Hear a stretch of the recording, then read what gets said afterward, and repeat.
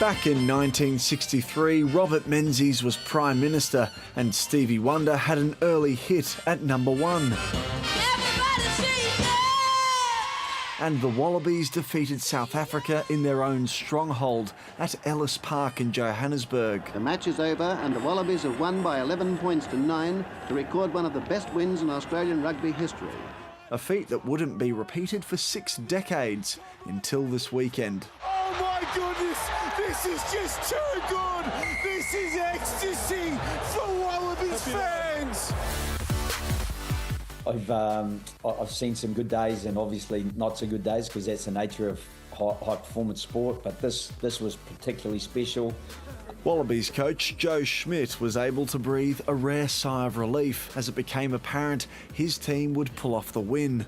I just enjoyed those last 3 minutes. Until then, it was, the blood pressure's probably up and you're tense like any other supporter because I'm very much on the periphery of things. The win not only ended one of rugby's longest droughts, but was also an amazing victory in its own right.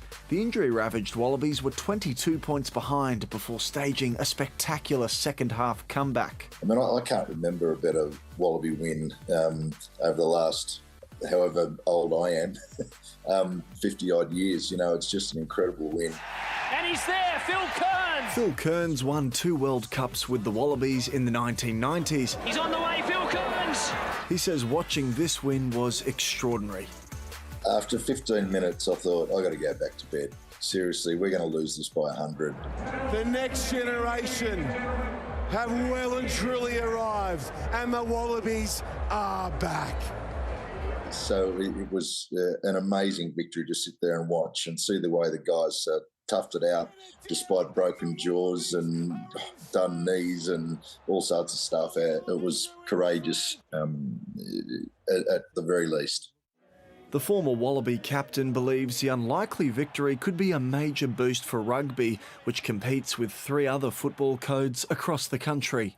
The really key things is when you're winning, you're attracting kids wearing jerseys and wanting to play rugby again. The numbers playing will grow and television's rating will grow, which attracts more sponsorship dollars. You know, it does have to broaden its appeal, but also, strengthen its following amongst the true believers as well. Tim Harcourt researches the Australian sporting landscape. He says the fight for people's attention and money has never been harder. Most countries just have soccer, or maybe have soccer and rugby union, but Australia has 4 codes, and that makes it pretty competitive. Tim Harcourt says other football codes such as Australian rules and rugby league enjoy a huge financial advantage. But at the end of the day, I mean, rugby union's broadcast revenue is only 14% of the AFL's. So, rugby union is a small sport in terms of broadcast. In 2024, Rugby Australia recorded a $36 million loss. COVID hurt a lot, and if the game wasn't firing, it made it even worse. I think the weekend against the Box shows that the comeback's there. Commentator Morgan Turanui says the turnaround has built upon the recent British and Irish Lions tour in Australia. The other great thing about the last few weeks is the great financial boon that the Lions Series and Lions Tour of Australia brought into the game.